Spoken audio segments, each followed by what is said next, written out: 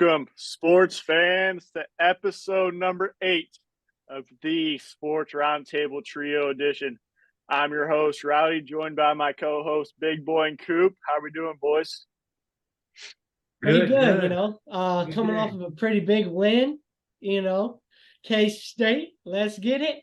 But no, it's going good. Glad to be back here on the pod this week, guys. Hell yeah.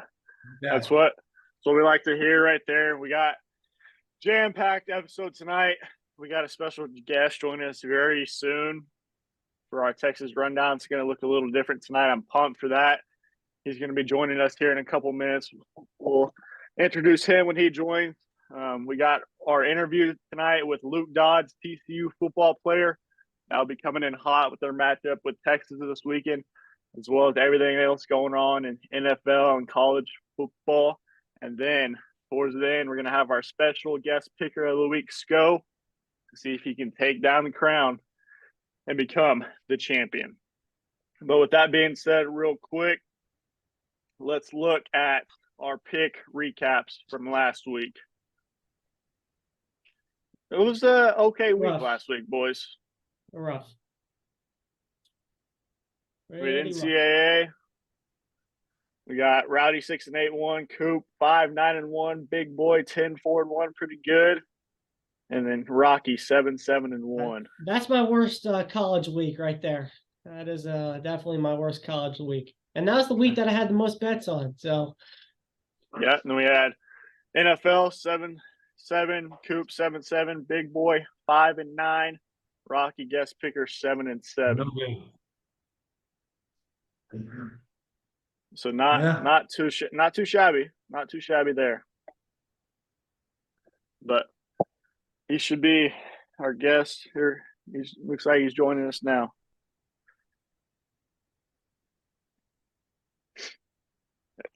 Eric, how we doing, man? What's going on, man? Doing all right? Yes, sir. Joining us now is current Horns 24/7 beat writer Eric Henry. Big fan. I've been on the Horns 24/7 for about 6 or 7 years now, so we're glad you were able to join. But hey, man, we appreciate you coming on to talk some Texas football and a little bit of Texas basketball. We appreciate it. Yeah, man, not a problem. Appreciate y'all having me on. Yes, sir. All right. Well, with that being said, we'll get right into it. Just obviously last weekend, big win for Texas, kind of keep their Big 12 hopes alive. Just real quick, what are your thoughts on last week's game and that overall performance? Man, what a game it was, right? It's funny, fellas. I was talking to some of the guys on press row, and I was saying, I think all of us were kind of thinking, half into the game, 3/4 into the game, this could be Texas's style points win, right? This type of win that they really need to impress the committee against a top 25 team, a Big 12 team, that they could run away with this thing, right? Put together a really solid win and say, hey, maybe we shouldn't be 7th. Maybe you can start, bumping us up a little bit. Then the fourth quarter happened. And I'll tell you this. I asked Steve Sarkisian this post game. I asked him, his decision in the third quarter, or excuse me, in the second quarter, to go for on fourth down. Because in my mind, that kind of, guys, college football, it's a game of momentum. I mean, honestly, especially football in general, but especially college football. It's a game of momentum. And you get those little momentum swings. I felt that in my mind, his decision to go with Savion Red, who has been the team's most effective short yardage back on fourth down, that kind of opened the door a little bit, right? For those of you guys who may not remember, they're up 17-0. They have an opportunity to kick the field goal, go up 20-0. And Sarks, was matter of fact, as he's been all season saying, hey, I'm going to be aggressive. If I'm not that aggressive, we don't get the CJ Baxter touchdown run on fourth down, right? And he kind of said, hey, for all you guys that may wonder what the book said, well, the book said to go for a 2. But in my mind, that kind of opened the door. Now, granted, okay, you can't foresee Kansas State having the type of fourth quarter that they had, guys. And what I thought was, most interesting about that game is you look at the first half or so, and it looked like I joked with some of the guys that Kansas State's game plan was to do exactly what Texas does well on defense. They're running into the teeth of the defense, T'Vondre Sweat, Byron Murphy. They're trying to get on the edge, and Jalen Ford and Jahdae Barron's cutting that down. So when they finally decided that they were going to test Texas, probably by, I shouldn't even say decision, they were forced to because they were down, test Texas in the passing game, they were able to have some things go their way. And as I mentioned, once you get that momentum rolling in their direction, we end up seeing what we saw. And I got to give Chris Kleiman credit. I know my cohort Chip Brown on our podcast has been very critical of their decision to go for it in terms of the overtime play, not kicking the field goal. I thought, hey, when everything is heading that direction, that game shouldn't even have been that close to begin with. I had no issue with him saying, hey, we're going to roll the dice, try to get out here with a win. Just didn't work out. But yeah, what a ball game it was. And we'll see what, Texas has in store as they head to Fort Worth. No doubt. It was obviously, like you said, it was a crazy game once it got to that fourth quarter. Some unforeseen circumstances putting the defense in those tough spots in that second half. Obviously, they played lights out like they had been the last few games and just got put in some tough field position battles there. But I know Big Boy's got one for you. Yeah, speaking of, this week at TCU, the talks have been Quinn. So we got the word today that he's going to be starting. How is he 75%? Is he 85%? Have you heard anything about how he's really doing? Yeah, I mean, we hopped in Steve Sarkisian's Zoom today, and Sark, it's kind of funny, guys. Sark kind of reprimanded us in fall camp, saying, "Hey, I don't want you guys reporting injuries. I'll be forthcoming with injury reports." Right? I laugh when I say that because no football coach in America is forthright with injury information. But Sark, about 2 minutes into his Zoom, just said, "Hey, I'm going to end all the speculation. Quinn's going to start." And to your question about where he is, that's tough. Here's why I say that. We looked at, us at Horns 24/7, we kind of looked at other players who had suffered similar injuries, and the timetable was somewhere between 2 and 4 weeks based upon the severity of that injury, right? Now, obviously, no two bodies are the same. Sark has been adamant. He said, look, I'm not going to put someone out there who, can't operate the offense, is going to be a detriment to the football team. So, and I just wrote this today. I said, I got to take him at his word if that's the case. I'm assuming, keyword assuming, if Sark's put him out there, that he's got to be at least 85, if not 90% of what he normally is. And another thing that I'll say, and this is the line, Big Boy, that kind of made my ears perk up, is on Monday when we talked to Sark, he said that Quinn stopped being week to week and then started being day to day. And that was the thing that really made me say, okay, I guess there's a shot that Quinn may play. And then he kind of added on to it and said, hey, I can make the decision as to how good Quinn Ewers looks in practice as far as if he can operate the offense. It's going to be up to Quinn and the doctors to make the decision whether or not he's physically healthy. So we got to assume both of those things came together. And again, Sark said he wouldn't put that guy out there, or put any player out there if they didn't look like they performed. So I've got to assume he's at least 90%. And given what, Quinn's been this year, I believe I wrote this, or maybe it's something I'm writing. I literally, right before I hopped on with you guys, I'm in the middle of writing an article on Jahdae Barron. So, forgive me if I'm trying to figure out what exactly I've written and I haven't. But I think with Quinn, and I'd be curious what you guys think, we kind of took him a little bit for granted. I think there was a little bit of wondering just what is behind him, right? With Malik and with Arch, and especially with the deep ball, that hasn't been Quinn's strength. Even going back to last year, some of the deep ball shots didn't really get hit. And I think some people speculated, is this offense really operating at its fullest potential with a quarterback who isn't necessarily connecting on those deep shots? But then you see with Malik over the last few games, again, not necessarily something that you wouldn't expect from a first-time starter, but the completion percentage, the efficiency that Quinn Ewers provides at quarterback hasn't been there the last few weeks. So I think if nothing else, you're going to get that from Quinn Ewers on Saturday.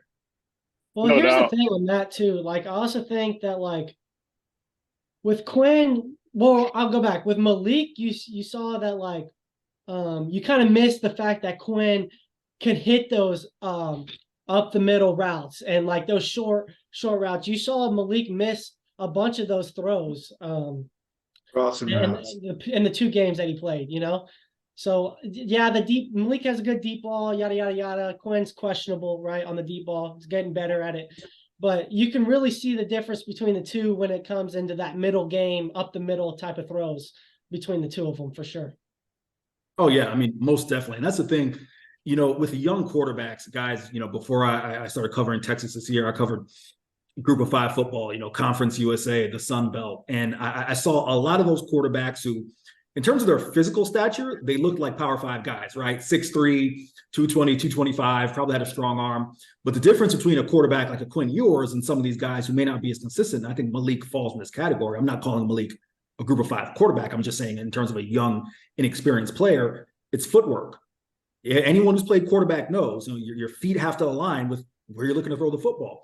And Malik's feet are still sometimes all over the place. And that, to me, is reminiscent of my time covering Group of 5s. I mean, again, I don't care if you got the strongest arm in the world and you can sling it 80 yards. If your feet aren't aligned with where you're looking to throw, you're going to be all over the place, right? And that's just something I talked about this earlier in the year. I know I wrote this earlier in the year that I think Malik, the thing that's going to best serve him, and we'll see what his future is, are reps. So whether that's him choosing to stay through the spring and then decide to fight for the quarterback battle again, quarterback job again, if it's going elsewhere, I think we've reached a spot in Malik Murphy's career where he's gotten all the tutelage from Sark, someone who's coached the Carson Palmers and the Matt Leinerts and those guys of the world. And, what's next for him in terms of his development, and to what you said about him hitting those shallow intermediate routes, it's just getting snaps, getting playing time, whether that's Texas or elsewhere.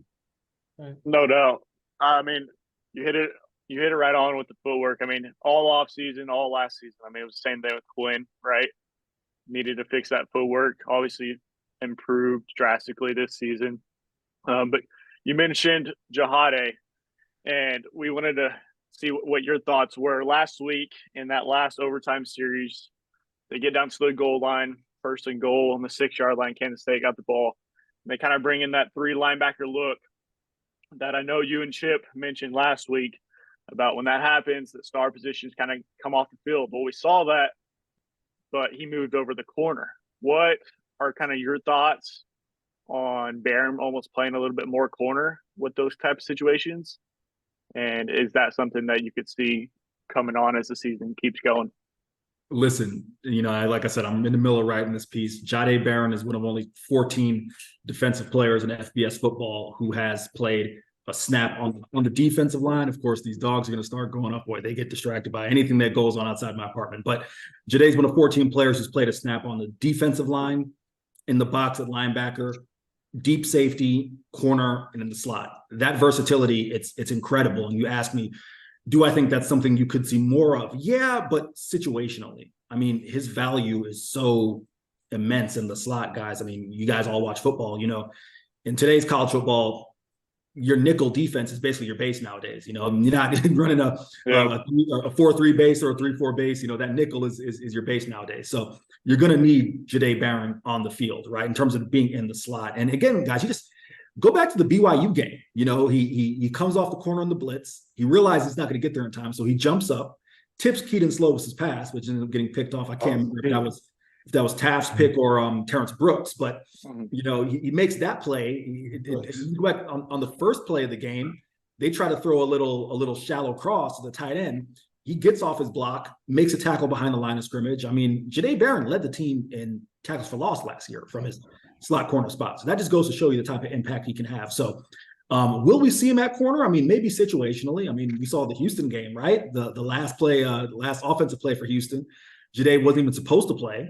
In an emergency, he goes out there and he gets the game-saving pass breakup, right? So maybe situationally, but overall, I think his best value is probably at slot, and more than anything else, with Ryan Watts being healthy, I think that makes a difference, right? If Ryan weren't healthy, we might see a little bit more of Jahdae on the outside, but with Ryan Watts being healthy, I mean, I think, you're going to see Watson, Brooks, and Gavin Holmes and those guys, and Malik Muhammad get the bulk of the snaps at corner, but hey, maybe if there's, crunch time, Big 12 title game, you need Watson, Barron, and you go that route. For sure. I just think you can't get him off the field. To me, if you're PK, I mean, whatever you can do to keep him on. To me, besides Ford, he's the best defender you have. And if I was the opposition coach, I'd run things when he does go off the field. If I run a big package, I just keep running that because. I mean, I just think he's a great defender. But I think Coop has a question. Yeah, I was going to ask, looking forward into this week against TCU. I'm a big defensive guy, by the way. I love the defense side of football. So last week I said the big boys are going to come and make big plays in a big game, and they did that. You know what I'm saying? I mean, they picked up, quote unquote, the offense in that football game. So looking forward, what are a couple of keys for Texas offense and defense going into TCU this weekend? So it's not like a trap game to lose. Yeah. Well, listen, I'm not going to stray too far from you, Coop. The big boys on the defensive line. When you got two potential in my mind, listen, I'm not a draft prognosticator, but I can't see how you have a mock draft even this far out and you don't have T'Vondre Sweat in your first round. And I've seen some that don't have T'Vondre, and that just blows my mind. I think you can even make the case that Byron Murphy could slide up just based on his sheer, athleticism and physical traits. If he chooses to go pro, he's a guy who could sneak into that first round. So as far as defense, everything starts there, right? I mean, we saw last week how those two guys on the inside open up things for Barron Sorrell, Ethan Burke, 12 days off of knee surgery, 2 sacks, right? Those things get opened up because of the attention that those two guys, Murphy and Sweat, command on the inside. So I'll start there with defense. Flip to offense. It's getting in rhythm early. The thing that I'd be curious what you guys think, I mean, that's kind of been, with this being my first year covering the team, it's been, for lack of a better word, mystifying, is I don't feel like I've seen Texas's offense put together a full game. Early in the year, they're getting off to these slow starts, right? Against Wyoming, a slow start. Against Rice, a slow start, right? And now they've jumped out fast, but haven't been able to finish. So, and granted, the last 2 weeks, okay, those have been with Malik Murphy, but I'm just really intrigued to see them put together an entire football game of, playing up to their levels. One of the more interesting stats, guys, and I'm sure you guys have noticed this as fans, is the red zone. Texas, they've been phenomenal. They've been in the top third of FBS teams between the 20-yard lines, right? In terms of their yardage, their efficiency, but yet they're still averaging the same amount of points that they averaged last year, right? and that's outgaining last year's team in rushing yards per game, pass yards per game.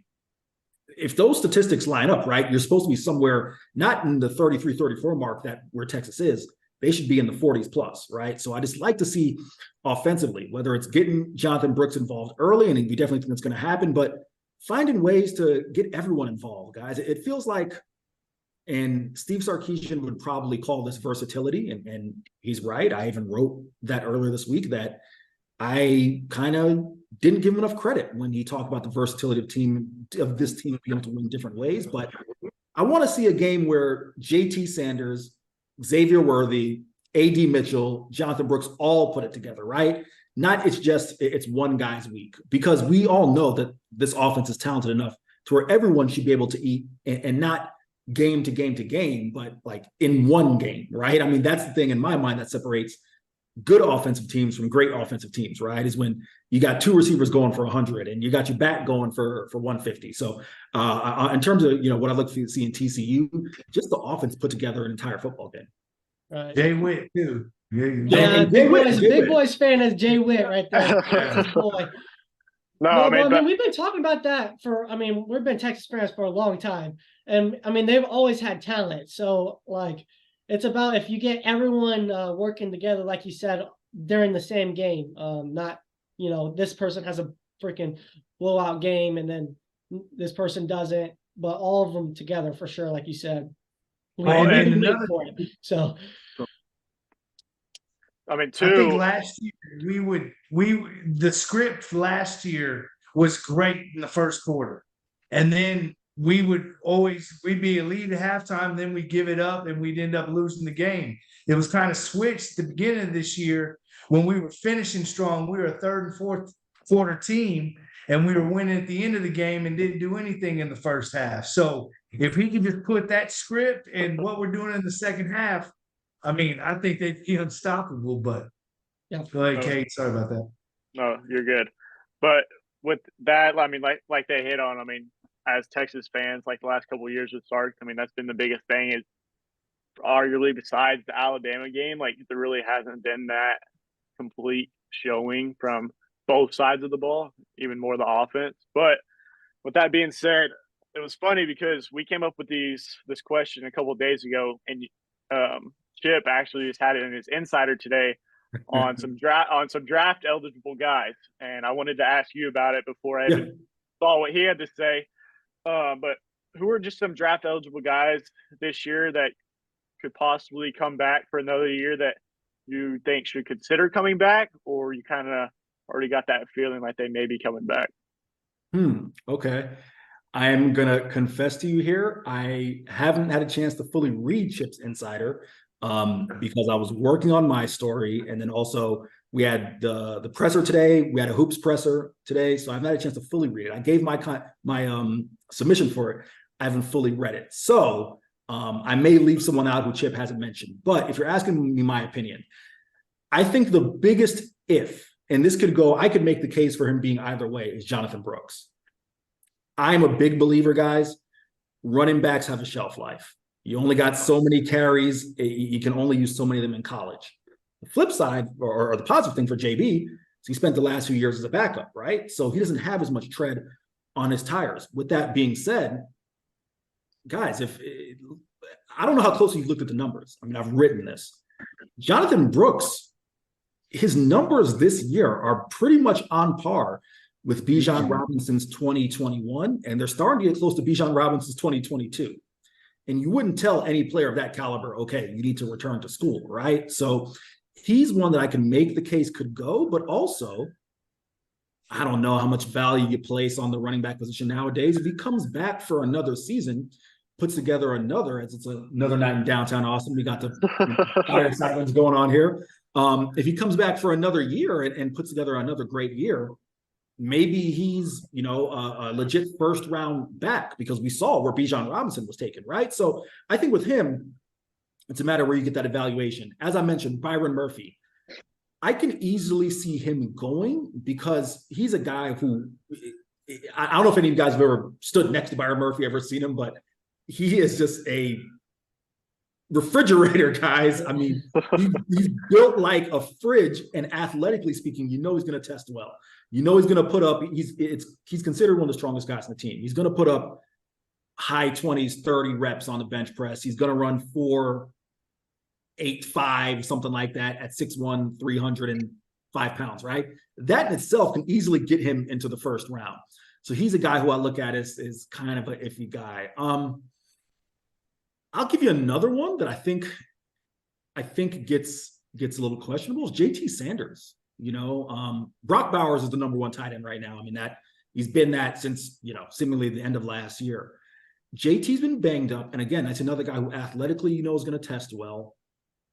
I would put that on the lower percentage side of things as far as him coming back, only because I don't know how much more of a ceiling in terms of his draft stock is there to go up, right? I mean, it's rare. I mean, unless JT's going to end up being that Kyle Pitts type who ends up being taken the first 10 picks, he might as well come out this year and be, whether it's a second round, a high second round, or, maybe a low first round, who knows, right? But those are three guys who come to mind instantaneously without really pouring over the roster in my mind.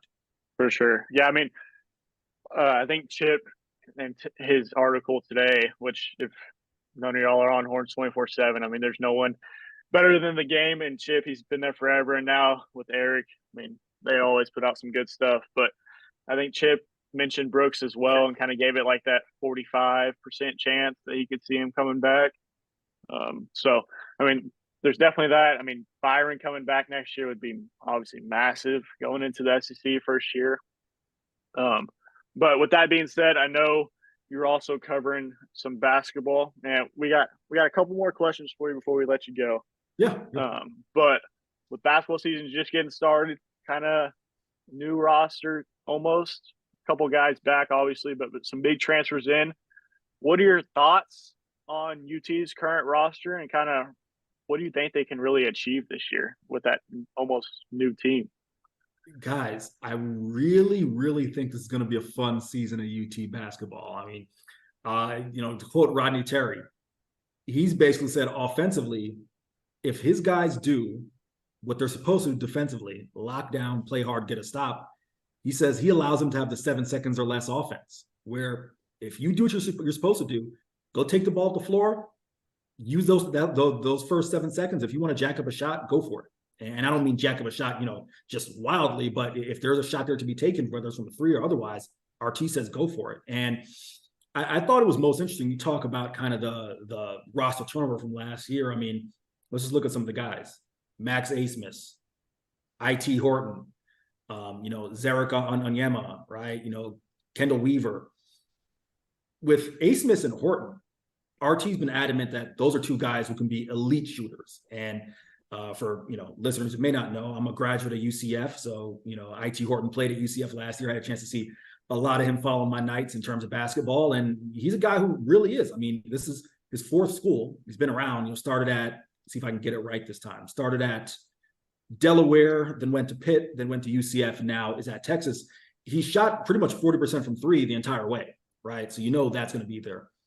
Asmus, one of the darlings, the Cinderellas of March Madness last year, a guy who, as a sophomore, led the nation in scoring. So he can fill it up. He's going to shoot the ball from three well. And Tyrese Hunter, saw him on opening night shoot the ball from three as well. So I think that has an opportunity to be really interesting. And then I love the athleticism of this team. I mean, I don't know if you guys had a chance to watch the opener on Monday, but Onyema, Zarek, from UTEP. First off, you're talking about a kid who was a 5'10" junior and now a 6'9" as a college sophomore, right? So he's grown a foot in like 4 years. So he's still learning how to play as a big man and grow in that body. He's athletic. The first 2-3 minutes, he gets 2 blocks and 2 boards. RT post game said he'd like to see him really rise to the occasion in the second half and be consistent all the way through.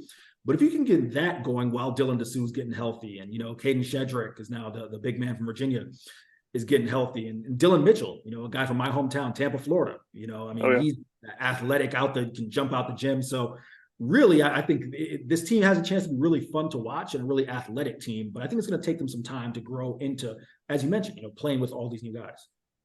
No doubt. Scrappy. He's scrappy. Who's that? Yeah. Weaver is scrappy. Oh, Weaver. Weaver. Yeah, Kendall too. Yeah, Kendall, absolutely. Yeah, no doubt about it. Yeah. Well, with that being said, we got one more little quick question for you before we let you out of here. Coop's got one for you. It's coming from me, all right? Because you're in the freaking my dream job, okay? Okay. This is my dream job. You're doing it, all right? So what would you tell me, like advice? What advice would you give me to like have the job that you're currently in? Coop, my man, let me ask you, how old are you? If you don't mind me asking. I'm a sophomore in college. I'm 20. Okay. All right. So are you majoring in communications, journalism? Yeah, I actually just flipped my major to communications or media and communications. Yeah. Okay. I'm going to give you a couple of tips, and I see we got 8 minutes left on the Zoom. So hopefully I can get it done in like 3 minutes. All right. Believe it or not, Coop, the first thing I would tell anyone who wants to get in this is try and cover something other than sports. Doesn't have to be full-time, doesn't have to be your passion, but a lot of people ask me, like, oh, do you ever get intimidated asking Steve Sarkisian questions or Rodney Terry questions or, being at these media days and whatever it may be. Guys, when you compare covering sports to covering city council meetings in the city of Chicago, which is where I went to grad school and started that, or covering, state politics in Illinois, or covering public affairs, or being on a beat where you're dealing with real life crime and issues. Asking Sark questions ain't that hard, guys, because at the end of the day, it's just football, right? So, Coop, even if it's a semester, the skills you'll learn in covering something other than sports, when you bring it back to it, it'll make you that much better of a journalist. Second thing, man, connections. Make connections. And I don't care what field it is. It's journalism, it's business, it's whatever. I have no problem saying this now that I have the job that I have. Dude, I applied to work for 24/7 Sports over the past 3-4 years, probably 7 different schools. Did I get any better as a journalist or a reporter with the time that I was, kind of honing myself at G5s? Yes. But with that being said, what helped me get in the door was, a friend of mine, or a friend of a friend, I should say, Andrew Ivins, for anyone who is a big 24/7 sports guy. Ivins took a liking to my work down there in South Florida and was like, hey, can I recommend you to my bosses? So Coop, make connections, internships, wherever you can get your name out there, And the last thing I will say, and I would say this, at least at UT, I haven't seen a lot of this from young journalists, but at other schools that I've been at, just show up, man. Like anytime there's an opportunity, if it's press conference, if it's an availability, show your face, because that's how people remember you, right? I see a lot of young kids, like I said, at previous schools who, they might come to one practice, a session or one, availability. I'm like, yo, if you really love sports like I do, I mean, dude, when I was covering FIU and we had every spring practice available to us, I'd sit out there for 2.5 hours to watch practice because I love football. I want to watch football, right? So just show up and be available. That's the way that coaches and SIDs and whoever may be, other reporters will recognize your face and be like, all right, I saw that kid. He was on point. He knew his stuff and was always here, and those things matter. So, those be 3 things. And dude, if you ever want to follow up and, hit me up on Twitter or email, or, I'll give you my phone number or something to pass along, and you can ask me a ton of questions. And I'll be hitting you up. I'll be hitting you up for sure. Okay. Well, Eric, man, we appreciate you coming on. This is something we've been really passionate about. Obviously, big football fans, but obviously big UT fans. And seeing your work over at Horns 24/7 since when you first came on has been something I loved reading. And I always send it over to Big Boy and Coop because I've had that subscription. So anyone watching, you're missing out if you're not over at Horns 24/7 reading Eric and Chips and all the recruiting stuff as well. We're some big recruiting guys as well. But man, we appreciate you getting some time out of your busy week and night with basketball now going on to football game. But thanks for coming on, man. No, man, not a problem, fellas. Anytime. Thank you. Thank you. See you, sir. All right, guys, take care. Hey, cool, man. If you want to take down my number, go ahead and shoot me a text. And like I said, I might not get back to you immediately, but I'll if you had a question. All right, I'll hit you up on Insta for your number. Oh yeah. Oh, cool. Yeah, do that. Matt, I got you. All right, man. Appreciate Thanks, man. Yep. Wow, there it is. That was crazy. We got him 8 episodes in, guys. That's freaking nuts, huh? Eric Henry, Horns 24/7 beat writer, man. I love it. Like I said, his writings he does are really great. And with him and Chip working together over there, I mean, it's awesome. But I'm glad we were able to get him on, talk some UT football, a little bit of UT basketball. That season getting up, we'll slowly start talking a little bit more of that as football season comes to an end here next couple months. But I'm glad he was able to come and join us, man. That was awesome. For sure. But with that, I mean, I'm still mind blown that we got him 8 episodes in. That's crazy. For sure. But with that being said, we're going to be having our guest picker come on in the next couple minutes. We're going to be rolling right into the next one. We got a busy day, 3-4 people, man. We got a lot of people coming on today. And it's great because it's Luke Dodds, TCU football player. He'll talk more about it, but just so happens to be it's the week they're playing UT at the Horns, baby. So we're going to pound them in now. So that's awesome. Real quick before we get him on, any last takeaways from Eric and kind of the matchup going into this weekend, guys? I'm gonna go a little bit for like going back to like Texas type of versus TCU kind of thing.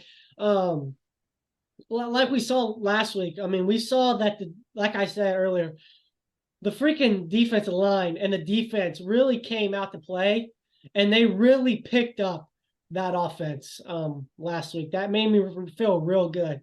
Because when you can pick up your teammates, Malik makes a couple turnovers, they go to a slow momentum on offense, then boom, we get a pick, or boom, we get a fumble recovery, so they really did a good job of picking each other up there. So I was really impressed with the freaking defense this week. I think this team, TCU is going to be a pass first team. And that's, that our pass defense hasn't been the best. And I am worried about that in a way, because I think they're going to just come out and pass the ball. Why even try to run? Because you're not going to against UT. No. And so hopefully we can get that straightened out. And if Catalan's back and in Crawford, and so it might be different. And there was a question I wanted to ask Eric. I didn't get a chance to, but I do think those guys coming back from injury is going to help us on our pass defense and give us a little more time too to get back there and get sacks, because as we saw last week with Burke back, it made a fucking difference. That was a big Burke back. Yeah, it really did. And we might not have, everyone talking about Colin Simmons, and we might have JJ Watt sitting here, you know what I mean? I'm just kidding about that, but hopefully. The other thing is too, with TCU's offense, they're fast. Like they're fifth in the nation for most plays per game. They're running like averaging 80 plays a game on offense. So you got to get ready for that. Bryles, he's gonna want to beat us. I mean, his daddy don't like us, his brother-in-law don't like us. I mean, it's gonna be an offensive battle.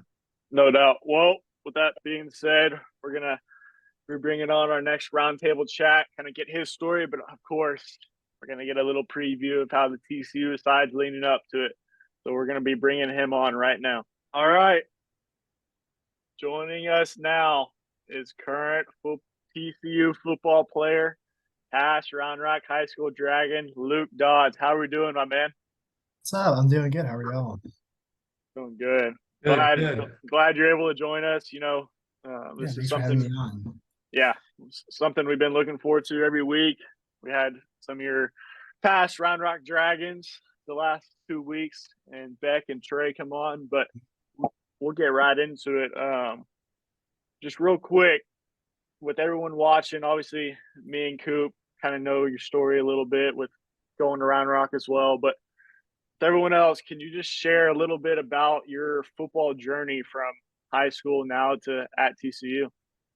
Yeah, I guess I'll start freshman year of high school, go through it real quick. So I started as a linebacker, and then I got moved to DN my sophomore year, and they put me on JVB for a couple of weeks, and I got put on JVA after a couple of weeks, and then by the end of the season, I eventually had made it to varsity by playoffs, and then I had a decent junior year, had some looks from some Ivy League schools, and maybe a couple others I can't remember. And then going into my senior year, I was not planning on playing college football.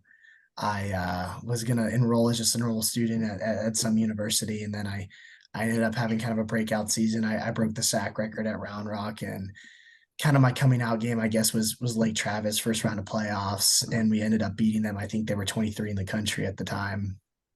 I had 3 sacks, a forced fumble, and we beat them. And I ended up getting offers from the big ones were Baylor, Indiana, TCU, and TCU I thought was the best fit for me. And so I've been here for 3 years, and I'm loving every second of it. Follow your boy Coach Moore, huh? Yeah, exactly. He's the reason I'm here, actually. He reached out to the coach for me, and it ended up being the best thing that could happen to me. Kind of piggybacking on that, what was your recruiting experience like? It sounded like you were kind of a late bloomer, and so you didn't maybe do a lot of the recruiting stuff that a lot of people do. But did you go on those visits to Baylor and Indiana, or did you just say I want to go to TCU? Well, it was during COVID, so I legally cannot go. No one could. I didn't play in a single camp. I didn't go to on a single visit. It was just kind of a sight unseen, and I knew Indiana was not kind of where I wanted to end up, so that kind of eliminated that. But just between Baylor and TCU, I was like, well, it's Waco or Fort Worth. There you go. So, but yeah, I mean, it was truly like sight unseen, and the coaches were also probably the most communicative to me, which obviously I was not offered a scholarship. I was given a preferred walk-on, and some schools treat their walk-ons a lot differently than others, and so I think that's kind of what drove me to go to TCU. And so I had a pretty unconventional experience, kind of to answer your question. In the end, it was, I mean, unfortunately, I wish I did get to go on all those recruiting trips, but totally. I didn't. So, I'm glad I ended up where I did though. So you go to TCU, you're there. Your first year is with a freaking legend, okay, Gary Patterson, which I love, that's crazy in itself. And so what was it like being with him, first of all? And then what's the difference between him and Sonny Dykes right now? Massive difference actually. So Coach Patterson he was the defensive coordinator. He only did defense. He was, a mastermind for 22 years, took TCU from nothing to the Big 12. And, kind of when it started to, he had a couple of down seasons, and I'm not going to say his style was outdated, but it wasn't modern. And while it was what he did for the program was great, I think the change was good. Coach Dykes, now going to Coach Dykes, his style is a lot more, I would say, managerial. He, in his roots, he's an offensive guy for sure, with his dad being Spike Dykes at Tech way back when. But he definitely is more of a manager, more political, I guess, go out, raise money for the program, say the right things, but he definitely coaches, but he also lets his coordinators take, I would say, the reins of a lot of stuff, and assistant coaches. But nothing wrong with either one. I know I would say Sark probably runs the offense down in Austin a lot, and you can say a lot about the a lot of other coaches like that. But I would compare Coach Dykes to maybe someone like Coach Franklin at Penn State, or I know Kirby Smart runs the defense at Georgia. So, it's just kind of, pick your poison. But yeah, I would say that's kind of the big difference. It's awesome. So what's your degree, what's your major in? And if things don't work out with football, what is your plans on for after college? Yeah, so I'm a finance major. I am going to go into banking, so I've kind of already in a way accepted that NFL is probably not going to happen for me. It's pretty hard to do that, and so I'm gonna be working for Bank of America, actually, in one of their banking divisions, and with my finance degree. So that's kind of what I plan on doing, at least for the immediate future after college. You're staying in Dallas or Fort Worth? Yeah, I'll be in downtown Dallas. Just gonna go across town. Awesome. Well, with that being said, we asked Beck and Trey the same question. What is, obviously, game day? What is kind of your typical game day routine? And then do you follow like any superstitions before a game? I think my superstition is that I follow the same kind of routine. If it's whether it's a 6:30, I would actually say I prefer to play in the 11 o'clock games, because we wake up early for practice every morning. So I know that a lot of programs don't do that. So I know we'll be ready to go for those 11 a.m. games. And plus that means we have the rest of the day to chill after a win. But, wake up, breakfast, if it's a morning game, we go straight over there. Night game, kind of just a lot of sitting around until about 3-ish. And then, we'll come over and do the frog walk. And honestly, I kind of just come over, I sit in my locker. I don't try to take my mind off the game, because that's not good. Sometimes, I'll flick through some film, but really I just sit there and you visualize and you think. And, when you're on the field, you want to be mindful but mindless at the same time. And so, think through scenarios, and then, you just run out sideline, and then it just happens. It all happens so quickly, you barely even remember it. For sure. Yeah. Going on back to last year, obviously, it's a freaking historical run y'all made last year, and we know that you got to travel to the playoffs. What was that like? And I know you got some swag too from that. So what swag did you get too? Yeah. So to answer your first question, the Fiesta Bowl was probably the coolest week of my life. We flew in on Christmas Eve. We spent Christmas there. We were there until, I think we flew back the first Yeah, the game would have been, yeah, we flew back the first in the afternoon. So they let us celebrate after the game. Then we woke up and drove over to the airport. But basically, we flew in there on Christmas Eve, got there in the evening-ish, just hung out. They gave us the day off on Christmas Day. And so we stayed at the Fairmont. It was this giant country club in Scottsdale, and we just hung out there. There was a ton of stuff to do. They had buses for us to go around town whenever we wanted to. We got spending money, so that was all awesome.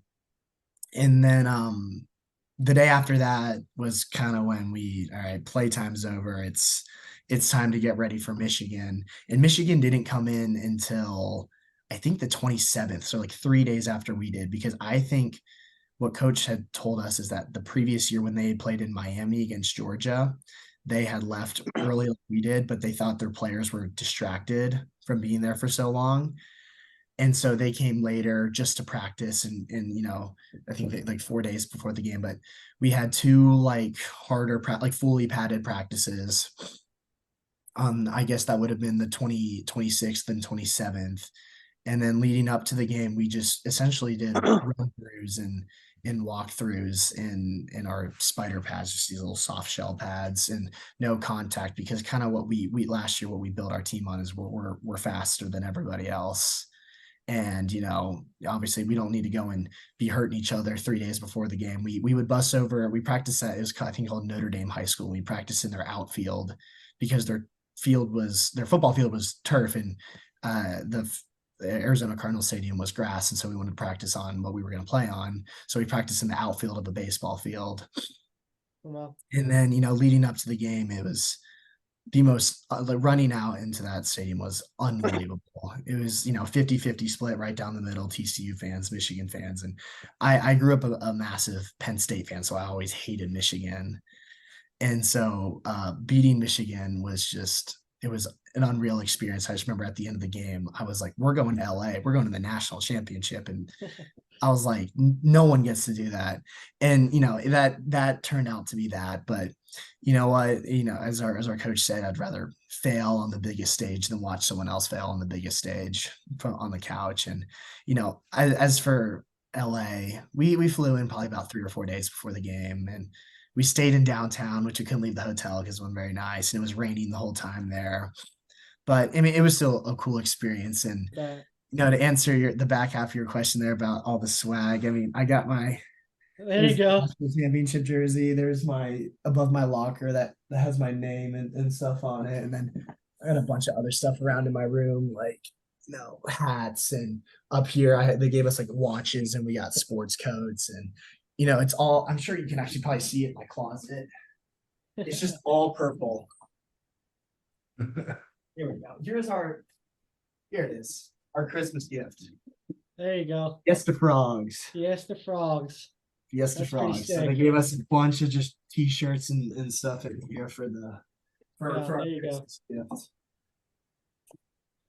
That's pretty cool, man. I mean, not a lot of people get to do that, so no matter where you're at. So it's pretty cool. No, I'm very grateful, and the experience was amazing.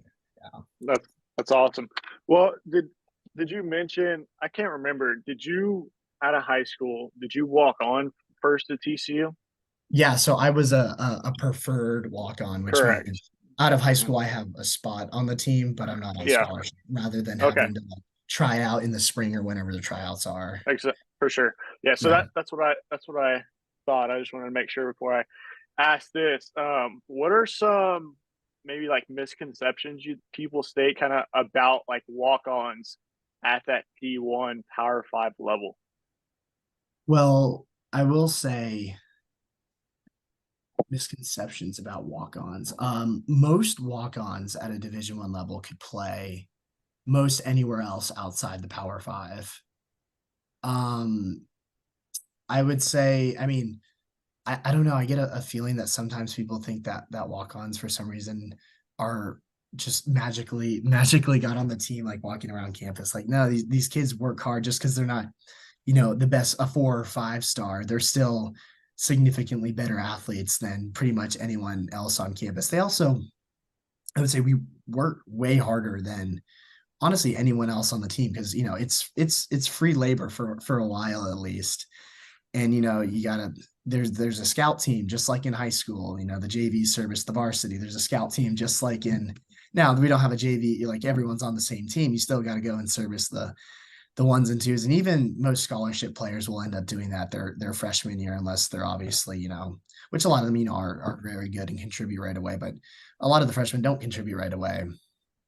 And, I think that the walk-on, like, it's a real gritty mentality that a lot of people don't realize. And it's different than being a scholarship player, I would say, definitely.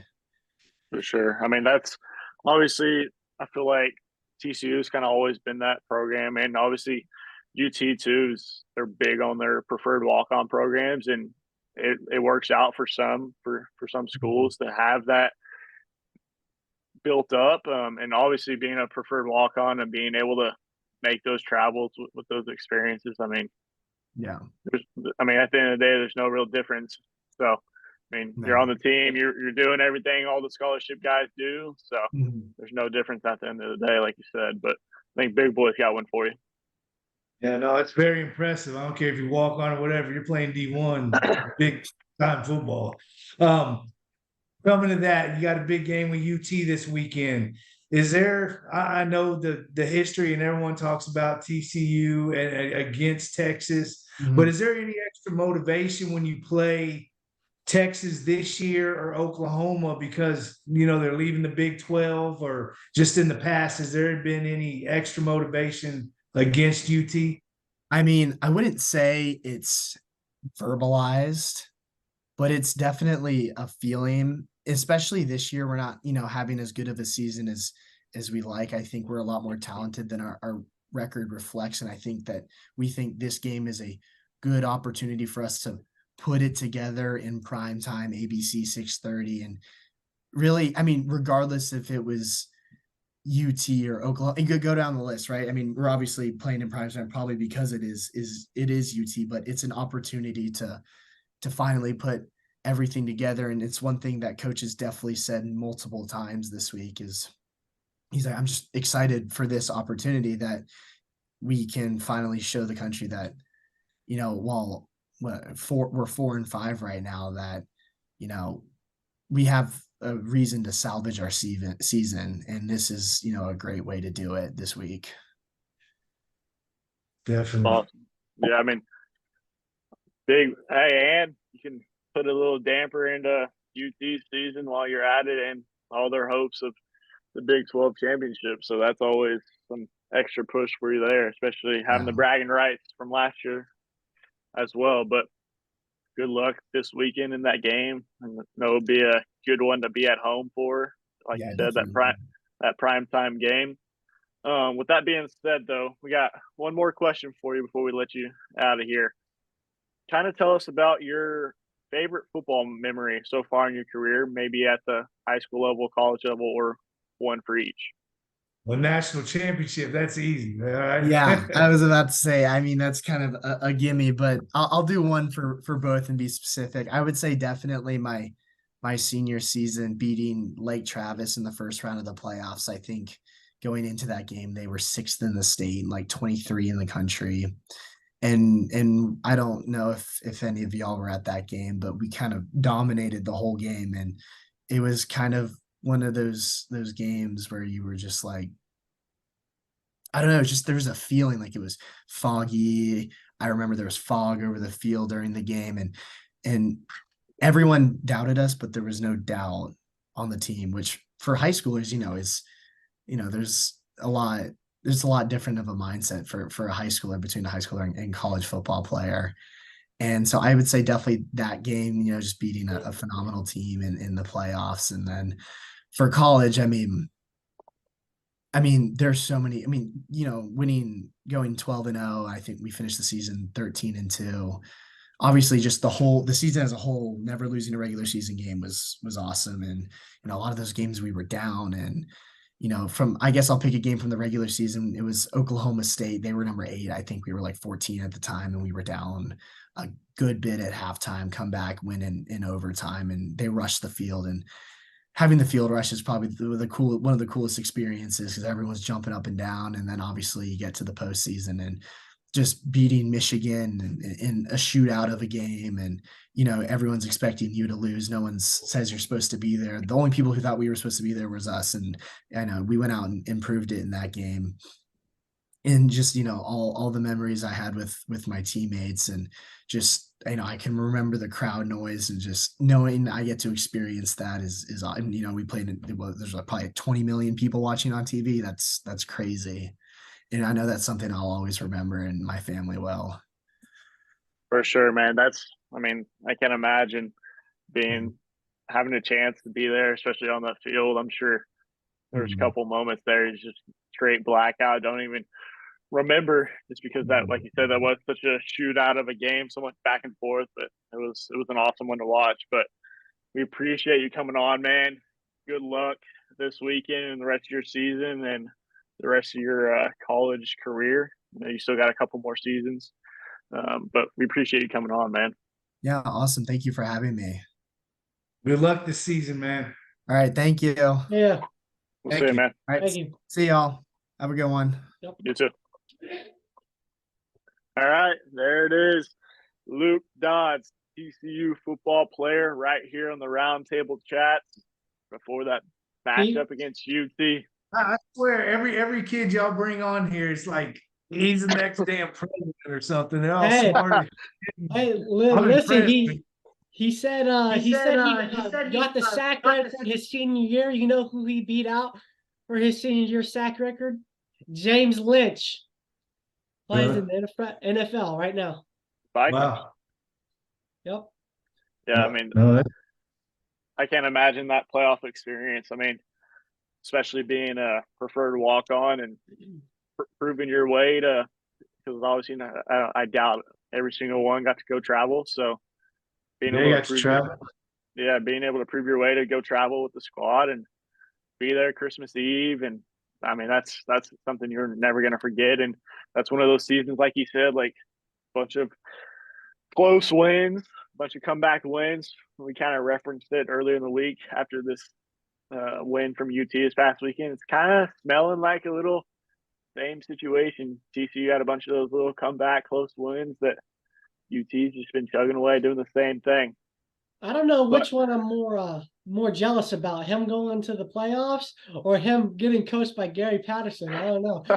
On the defense side of the ball, I don't know which one I'm more jealous for. Yeah, I'm sure he learned a lot from GP for sure.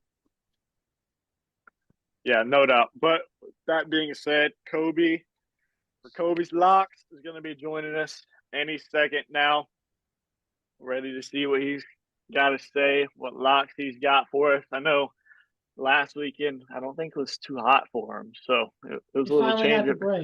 Yeah, I think he kind of slowed off a little bit, but we got him joining right now. This is a jam-packed episode right here. Oh yeah, people coming. What's up, Cope? What up, Cope? What up? What up? Hey, buddy. How we doing? What's up, Brian? How you doing, man? I've been waiting to talk to you, man. Oh yeah, what do you got to talk to me about? How about them Cowboys, dude? Hey, man. Hey, y'all could have won that game. Y'all could have won that game. So if Steele throws a block in the last couple plays, maybe we can get a playoff instead of getting sacked. It was I'll tell you this, I'm disappointed they lost, but they showed up, they played, Dak played pretty good, and they had a shot to win it at the end. They just didn't.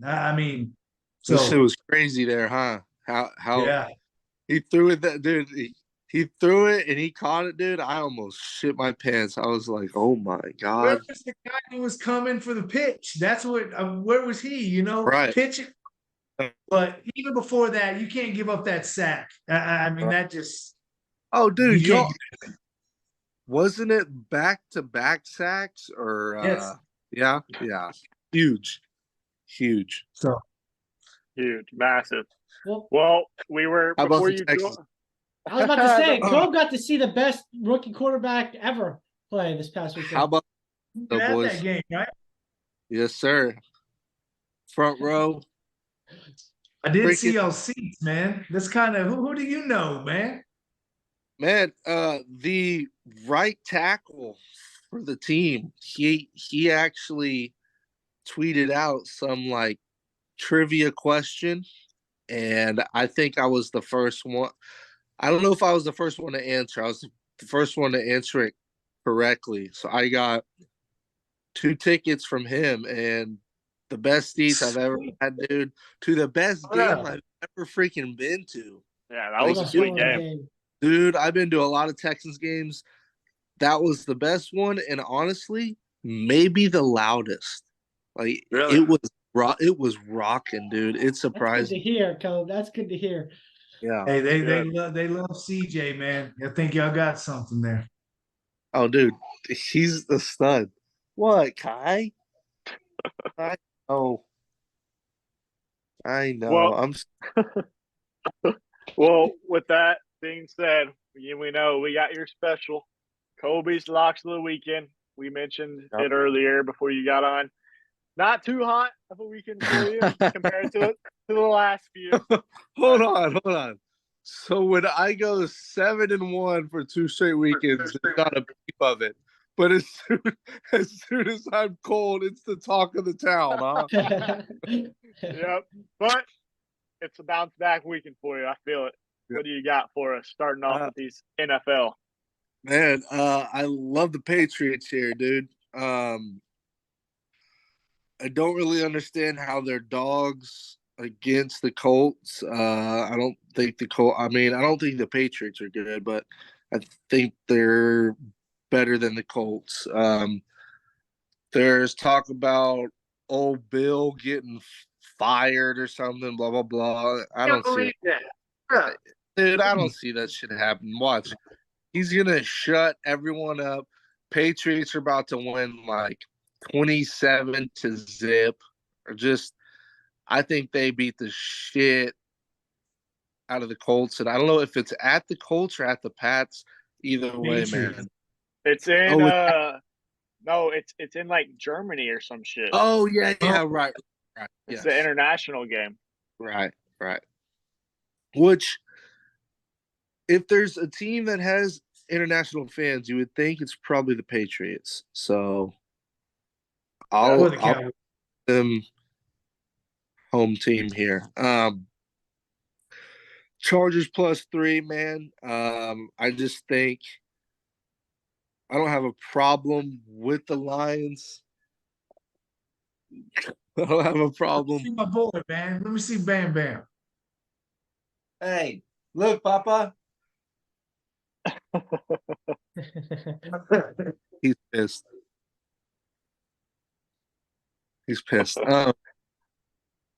Chargers, man, slow start. I think they're getting it together now. I've been saying it all year. I think they're honestly a really good team. They just don't always show it. But it's about that time where good teams start to show and the not so good teams kind of fade away, I would say. I'm not saying the Lions aren't good. I just don't think they're as good as people say, man. I think the coach and all that, I think they get a little too much hype there.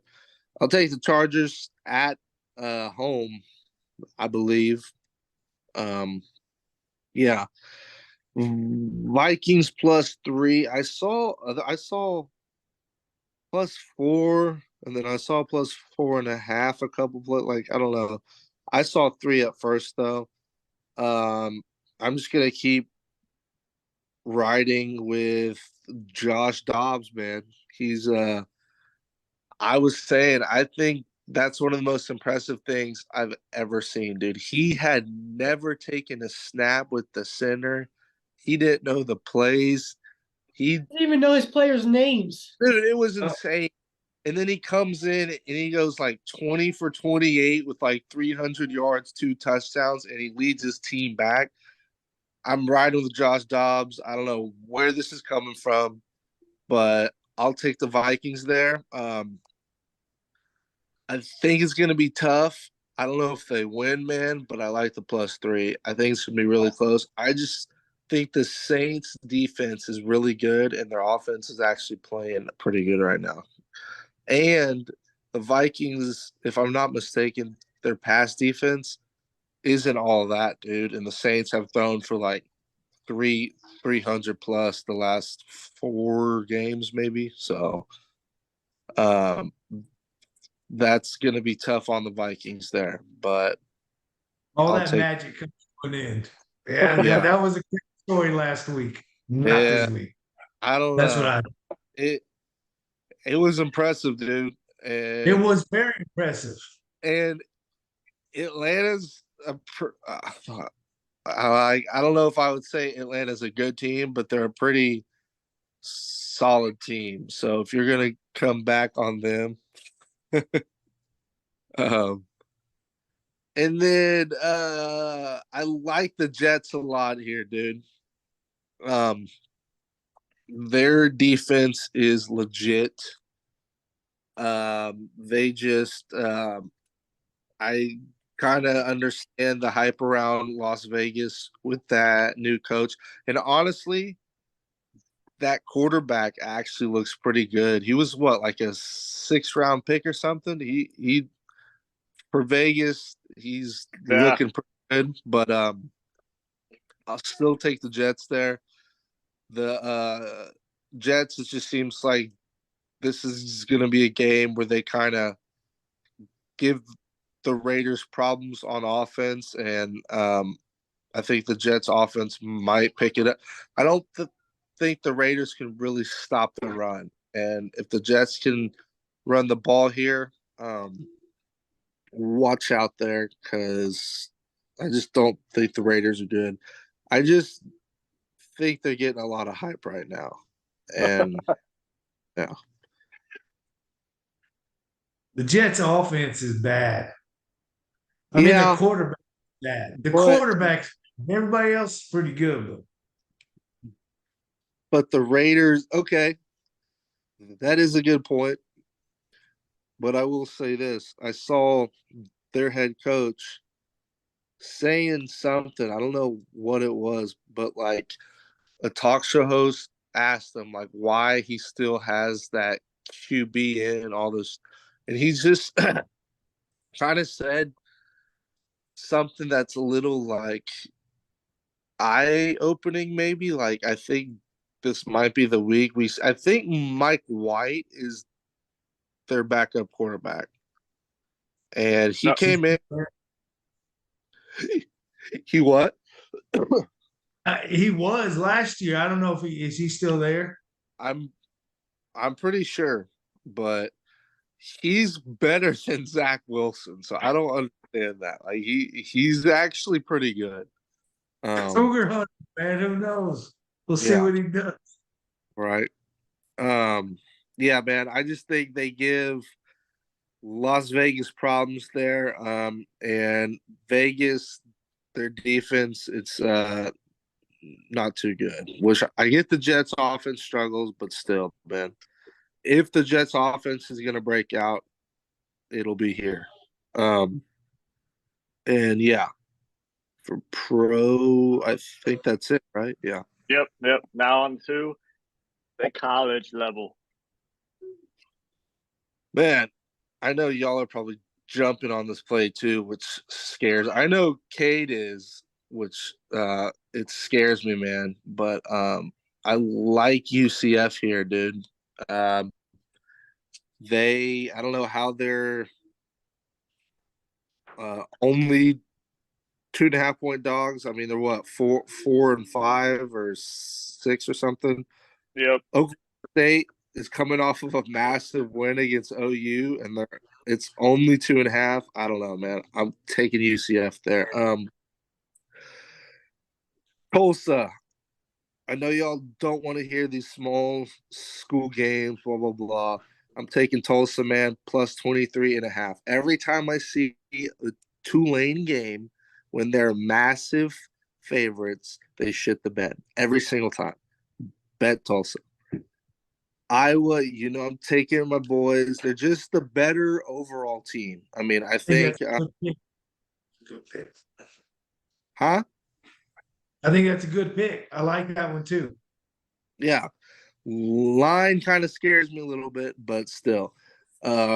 Rutgers is much better, but still, man. And I love the under. It's the lowest under in any college Was it football like game 12 points?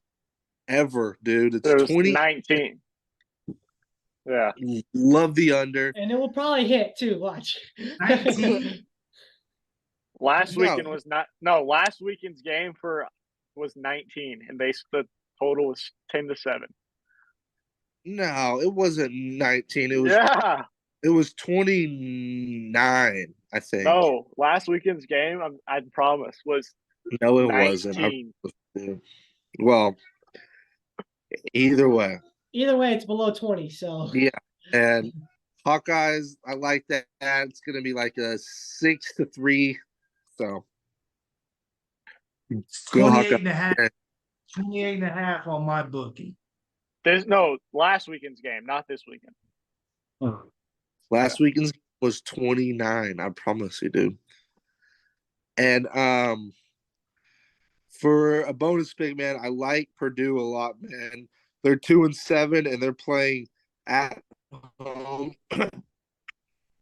Minnesota. 5-4 Minnesota.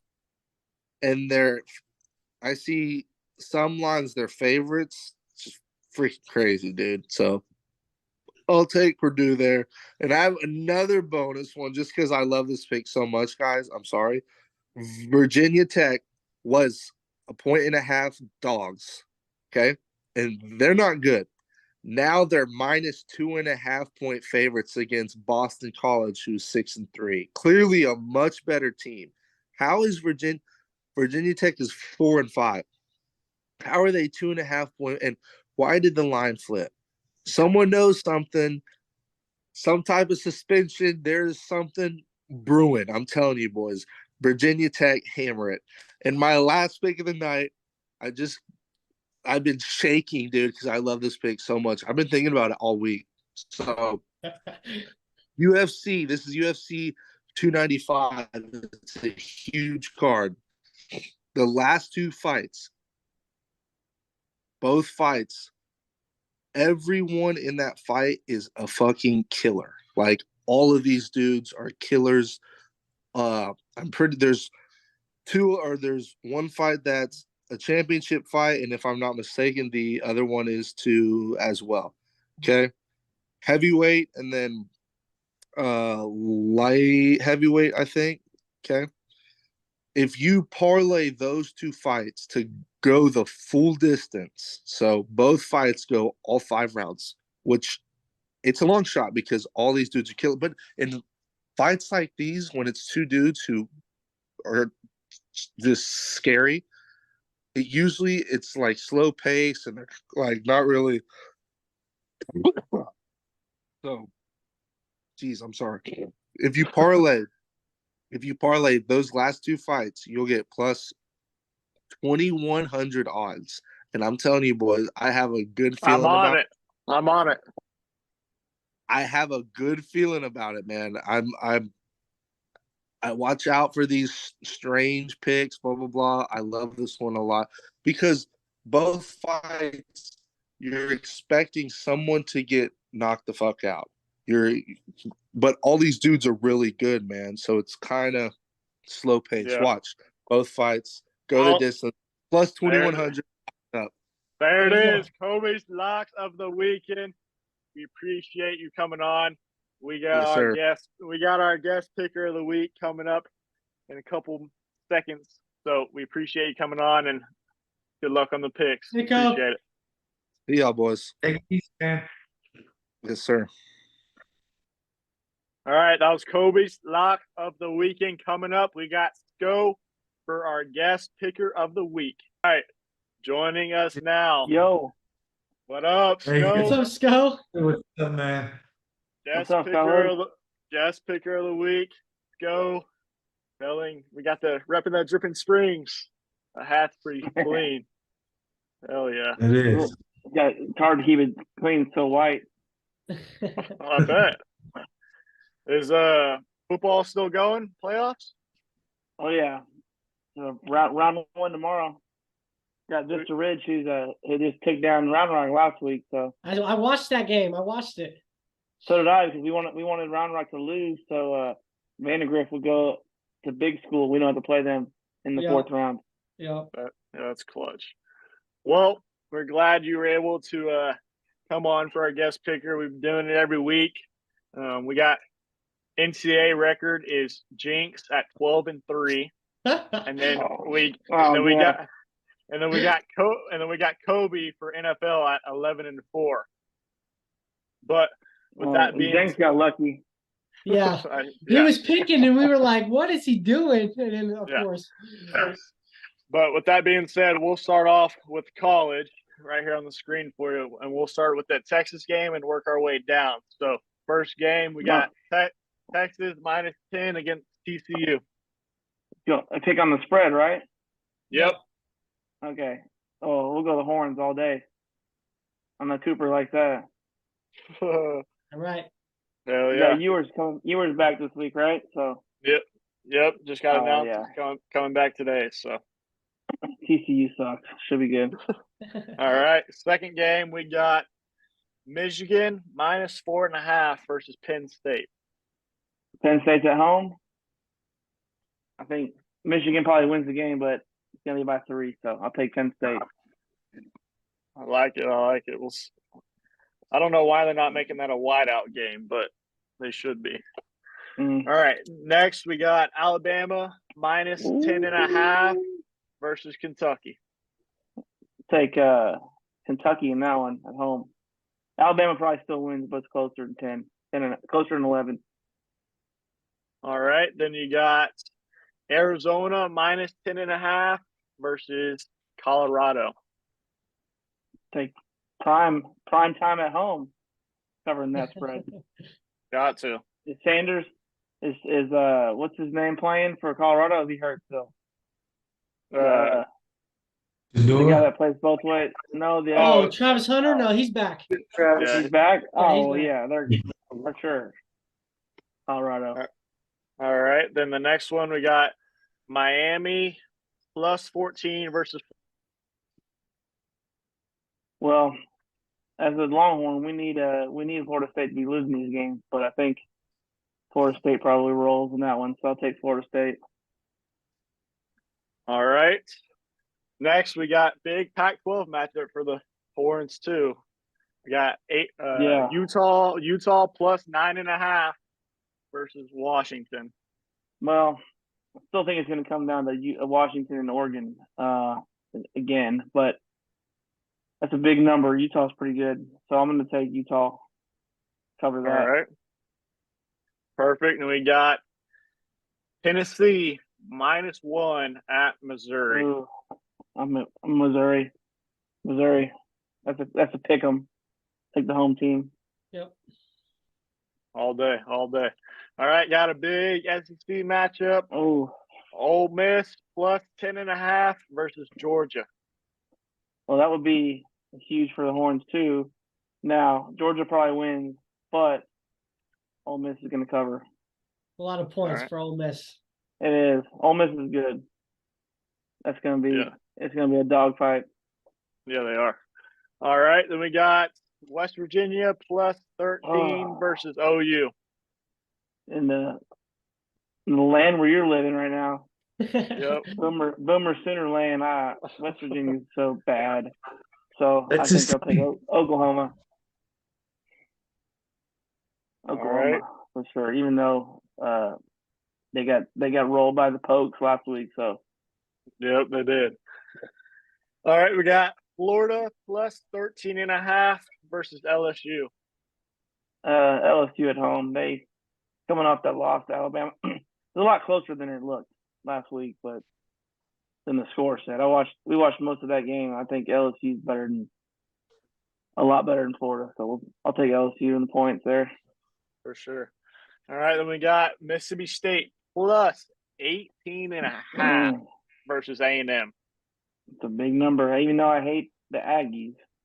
Oh yeah, Mississippi State's pretty trash. So I think A&M probably wins by like 20 in that one. I don't even know if they'll score 20 points. Go. Well, They might, but Mississippi State's going to score 0. So maybe like 19-0 in that Yeah, game. right. All right. Then we got Duke plus 14.5 versus North Carolina, Mac Brown. Mac Brown. I like Duke, but Duke's good though, man. well, yeah, they are good. 14.5 is a big number, even though it's in. I don't care where it is. That game, both those teams are from North Carolina. I think I'll take Duke in those points. So, All right. Mac Brown, Duke. they'll score a lot of points. It's gonna be a high scoring game. Yep. All right. Then you got Rutgers plus 1.5 versus Iowa. Pretty much a pick 'em in that one too. I think I'll go with the George Kittle's Hawkeyes. There you go, San Fran for you. Yeah. All right. Then we I already got know I'm picking that one. Auburn plus 2.5 versus Arkansas. Arkansas is going to win that one. One of my former players is at Arkansas. He's just partying and joining that fraternity, but he's going to the game. He says they're going to kill him. So there you go. All right, last college game, 15. nightcap. We got USC plus 15 against Oregon. USC is on a downward spiral, that's for sure. And then I got my former quarterbacks over there at Oregon, so I'll take the Ducks. And then the Heisman Trophy winner, Bo Nix. Heisman Trophy winner, Bo Nix. You said it. Hot take. It's either going to be him or Marvin Harrison. All right, but they don't want to give it. They don't want to give it to receivers. So no, never. He ain't Charles Woodson. Nope. All right, that's the college. Now we'll jump right over to your NFL. Okay. Obviously, that first one's a Thursday night game. You told me you were on the Bears, correct? Yeah, and they're down 1 right now. Yep. All right. So Sco was on the Bears, and then going to the first game on Sunday, we had the Colts minus 1.5 versus the Patriots. I'll take man, both teams are pretty trash. I'll take the Colts in their run game in that one. Patriots got a good defense, but Matt Jones ain't scoring any points anytime soon. Yep. All right, then we got the Texans plus 7 versus the Bengals. Well, Texans are hot right now, but if anybody's as hot as the Texans, it's probably the Bengals. But T. Higgins is out, they said. And that's a big weapon for them. But it's at home. I don't know. That's 7 points. That's a crazy number. Texans, I'll go Bengals because. Hey, man, my Texans have the best rookie quarterback of all time, Sco. Hey, I'll say all time. Brock Purdy was pretty good. Best rookie quarterback of all time. All right. With that, we got the Packers. I'll go Bengals, yeah. All right. Packers plus 3.5 versus the Steelers. Another 2 garbage offenses. Take the Steelers at home. Packers suck. Steelers suck. But I don't know how the Steelers are 5-3 or whatever the heck they are. TJ Watt. Yeah. I'll take the Steelers for pops on that one. There you go. There you go. He always like the Steelers, so. Yep. All right, we got the Titans plus 1.5 versus the Bucks. Will Levis, baby. Take Will Levis and the Titans, even though he couldn't beat the Steelers last week. But Baker Mayfield is garbage. Is a hot piece of garbage, like always. Picking against Baker all day long, baby. Oh yeah. All right, then we got the Browns plus 6 against the Ravens. Man, the Ravens are hot right now. But I'm not a Browns fan by any means, but I watched them beat the Niners a few weeks ago when the Niners were hot, and that's a 6 points. I'm gonna take the Browns in that one, maybe to win straight up. Lamar Jackson's due. He's due to suck it up. Well, speaking of your 49ers, we got the 49ers only -3. Big game, man. Big game. Debo and Trent Williams are back. That's an easy one. They're going to win by 25. 25. There it is. All right. Gonna So win we got 38-12. all right. Then you got the Saints -2.5 versus the Vikings. I think the Saints. There's no way Dodds is really any good at all. There's no way. And the Saints got a pretty good defense. So Wow. Agreed. Wow. All that Dobbs fantasy world comes to an end this week. Oh my yeah, gosh. the Vikings defense is trash, and there's no Kirk. I know Justin Jefferson. He's not going to play. He's activated off the pup, but he ain't playing this week. Dobbs is trash. He came from the Cardinals. Like, he can't be that good. Yeah. All right. Saints Well, all day. all right. Then we got the Falcons -1.5 versus the Cardinals. Speaking of the Cardinals and speaking of garbage, Tyler Heineke's playing quarterback for the Falcons. And I think Kyler Murray's back, but Bijan Robinson, they're gonna maybe give him the ball a little bit, hopefully, huh? Well, Yeah, James about time. Conner's back Falcons. for the Cardinals now too. So Who? Connor, Kyler Murray. yeah, Murray and James Conner, the running back. Oh, Connor's back. I gotta get him in on my fantasy team, but Yeah. I still think I'll take the Falcons in that one. They're still somewhat of a decent team. They got to Cardinals find are terrible. Bijan though. Only 11 carries last week. He needs to get like 25 touches. Yeah.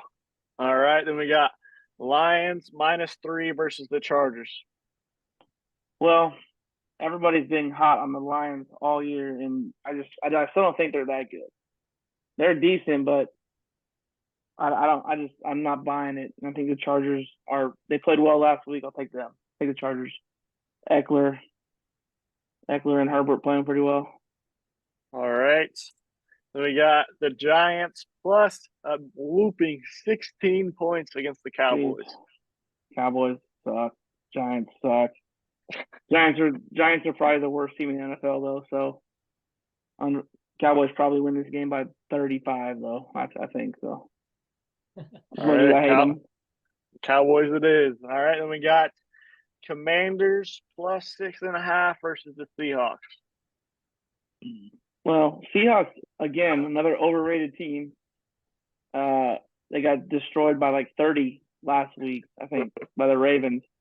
Yeah. And the Redskins, the Commanders, whatever they're called, they got some decent. I think they cover at least. Seattle might win at home, but I think they cover that 6.5. All right.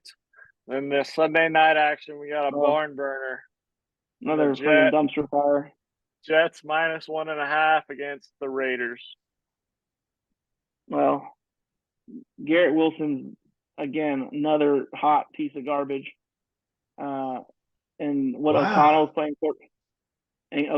is playing quarterback again for the Raiders. Although they got a new coach and they handed the ball to freaking Josh Jacobs a million times and let him ride, I think the Raiders stay hot. They're gonna win that game straight up. All right. Then we got the Monday night action, the last one. We got Broncos +7.5 against the Bills. Another pretty garbage team in Denver. The Bills got beat last week. They're like 5-4 now. Or whatever. What's their record? 5-4, 4-4. And 5-4. They're better.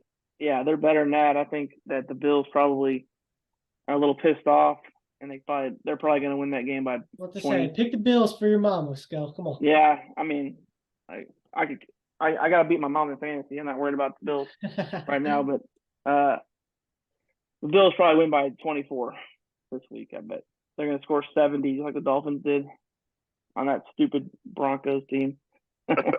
Exactly. Well, there it is. There is the guest picker of the week right there. Go with his picks. If you're able to take off one of those records, the prize is to be able to come on for a full podcast episode once the season's over. So we'll see if you can get that on. And get some horns. Hey, make sure you tune in to watch the pod before you. We had on Eric Henry from Horns 24/7 to talk about the Horns overall and last week's matchup and going into this weekend. So make sure you watch that too. But we appreciate you coming on, man, and good luck. Good luck tomorrow, Sco. Go win.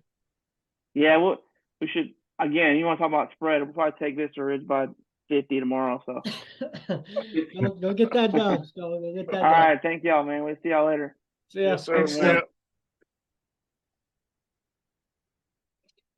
All right, that is I like a Sco, lot the of his guest picks, speaker of the man. week. Yeah, I like Hey. him. He's thinking like me. he knows what he's talking about when it comes to football.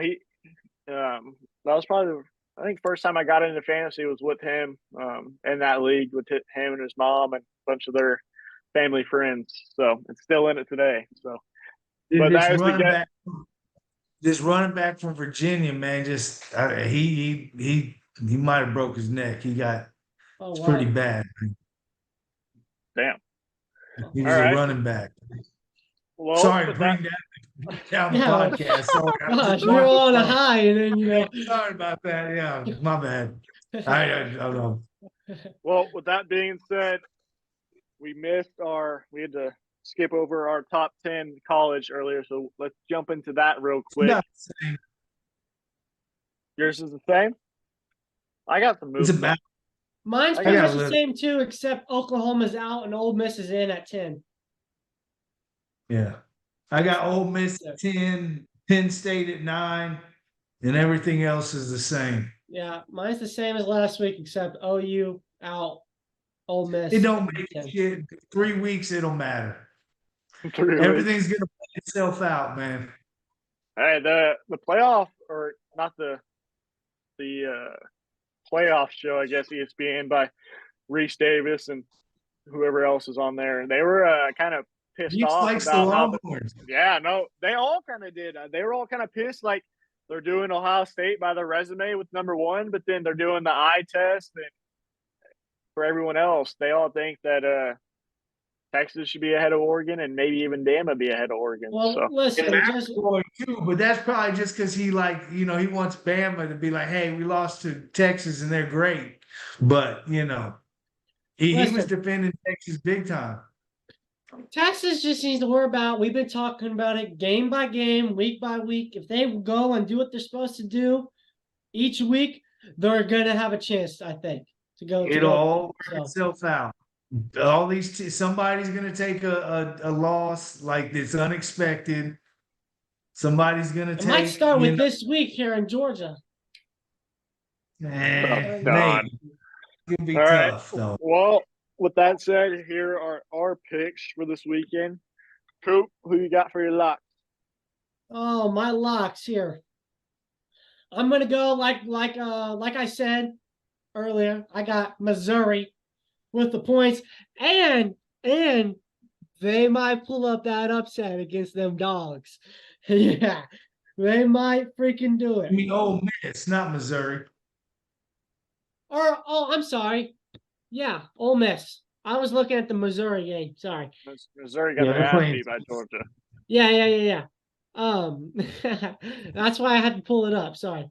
Ole Miss plus 10.5 against Georgia. I was looking at Missouri. I don't know why. That's your lock? Yeah, my lock is Ole Miss getting the points against Georgia. Okay. And then my other lock is the Missouri plus 1. And then there you go. And then my last lock is damn. We got 3 locks now? Three locks for Cooper. I got 3 locks for Cooper. 3 locks. I'm going to throw this lock in there because I like it a lot. I'm going Michigan minus 4.5 against Penn State. I think this whole thing I think Michigan's going to go in and roll. Despite Penn State's good defense, I don't think their offense is worth a shit, but Penn State we'll see. We're gonna go there. So, but I got 3 locks for y'all on my college. Okay, I got some different ones than you, so either I'm gonna do good this week or I'm gonna not do good. My lock for college, it's not on here. I got Houston -2.5 against Cincinnati. That's my lock. Okay. Hey, and just so everyone knows, Big Boy got out of just the talk on here and put it into action last weekend with some moolah, some money, and had a very successful Saturday for the first Saturday. So A good Saturday. The first games of the NFL killed me, but I went undefeated second. I went 4-0 the second half of the NFL. But we'll see if we can pair that up this weekend. But those 12 o'clock games fucked me though. All right, my lock. I like. I've gone back and forth. I really like West Virginia in the points. I think West Virginia is really scrappy, honestly, not just because of OU's struggles, but just because they're really scrappy and getting those points. I think they can stay in the game. And obviously, with OU struggling, we mentioned it last week how they were going to bounce back from the loss. Now another loss. I just don't see it. Like I can see them winning, but I don't see them bouncing back after those 2 straight losses to cover that spread on that game. So that is my one lock. And then second lock, I really like, obviously now Quinn being in, that 10 points should be no problem whatsoever. So I mean, two of my main 2 locks, we all 3 picked them. So we got Missouri +1 versus Tennessee, and then Ole Miss versus Georgia. So yeah, just throwing that out there. I agree. Yeah. All right. And then NFL, we were all on the Panthers for the Thursday night action. I'm not sure what the score of that game is. But Coop, what locks you got? I'm gonna go my Cardinals game, man. Cardinals, iffy, but my boy James Conner's back. He's gonna rush for about 100. And I'm gonna take the Cardinals over the Falcons for my lock. They're getting a 1.5, but I'll take them in to pick them. Hey, my boy James and the Falcons give the ball to Bijan about 11 times last week. So if they don't use the best player, then whatever. All and right. then my second one, I'm gonna go with the Vikings. Got 78 locks. I had 2 locks on college with a bonus and 2 locks for NFL. 2 locks. I'm getting that. That's it. 2 Let's locks go. for NFL. All right. What is it? Vikings. Who is it? Vikings. Give me Dodds. Give me the Dodds, baby. That's a fucking L. They're about to get steamrolled. All that bad bullshit that happened last week, that's over. Dodds is coming back. There's a reason he's been traded 17 times in the past 3 years. Okay. It ain't because he's Tom Brady. Okay, we'll see. That's my 2 locks right there. I'm parlaying it. I'm gonna hit it. So well, okay. One of my locks will be the Saints. How about that? And then I like the Raiders +1.5. I like it. I do. I like the Raiders as well. 1.5. And this one is, I kind of gone back and forth on it. I just think the line's very weird and extremely too low for this game. And it's the Jags at home. Yeah. I just felt like when I saw that 3 points that was way too low for whatever reason. And I'm going to roll with it. I'm going to roll with the Jags as my lock. And we'll see. I mean, if either they're going to win or the +3 doesn't matter. So it's almost just like might as well just pick them. Because I don't think the 3 points is going to matter. It won't be that close of a game. Either Jags are going to win close or the 49ers will blow them out. But I just think that line's a little weird.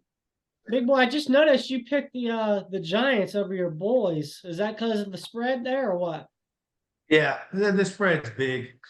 I mean, they got, the quarterback, whoever, Danny DeVito playing fucking quarterback for the Giants. So it probably would be pretty. I'd just stay away from it. It's too many points. So if you notice, I took TCU also. I'm not trying to put my bad juju on my team. So it almost happened last week. We almost called your shit when you attend games. They go shitty. I know. So I know. That's why I'm not going to do it anymore. I'm glad that did not happen because it was very close to. But with that being said, we know it's By the big way, boy. I just want to say I was at the game. It was great atmosphere, man. At first, it was a little down. It seemed like they didn't have the mojo, but then I mean, the crowd really got into it. It was a great game. It was fun. It was a good game to go to. Oh, I bet, especially with how that fourth quarter went. So Yeah. I'm glad it finished the way it did. That's for sure. With that being said, we got big boy segment favorite Longhorns in the NFL. What do you got for us? All right, I got a couple here. Deontay Foreman, 20 carries, 83 yards, long of 22. I mean, we got the best special teams guys in the fucking league. I mean, period. We got Justin Tucker, 3 for 3 with a long of 45 and 4 for 4 for PATs. Brendan Schooler had 3 special team tackles, 2 I still solo. can't believe we're hearing his name. I know. I know. Oh my gosh, I couldn't stand him at Texas, but Michael Dixon, I mean, he was the MVP for the Seahawks last week. 320 yards, 7 punts, average about 42, 3 inside the 20, and a long of 60. oh wow. So, I mean, if you look at And it, we got 2 of the best field goal kickers, the best punter, I mean, and Brendan Schooler. And then my boy Jordan Hicks. This was part of my parlay where I fucked up and put Bijan on it, but I would have hit every other thing besides Bijan. Jordan Hicks had 11 tackles, 9 solo, a sack, 2 tackles for loss, a quarterback hurry, and a pass defended. Jordan Hicks is a beast. He's going to be an all-pro. And There I it have a is. plus 8 tackles. I had Max Crosby with 2 sacks, Myles Garrett with a sack, and then Joe Burrow over 300 and over 1.5 touchdowns. And my dumbass put Bijan in there to run for like 87 yards, and he didn't do it. Or I would have hit a parlay where we would have all been eating steak and fucking lobster. I mean, it was. You would have bought Oh, us a man. podcast room. We could all moved in together. I would, but literally I hit everything else besides the Bijan. And Bijan was the last one I put on there just to make it go up a little. I got greedy. Yeah, and they gave him the ball 11 times, big boy. 11. I think something's going up. Something's going on there. It's weird, something's man. up with him, or maybe he's hurt. Well, Something's going on.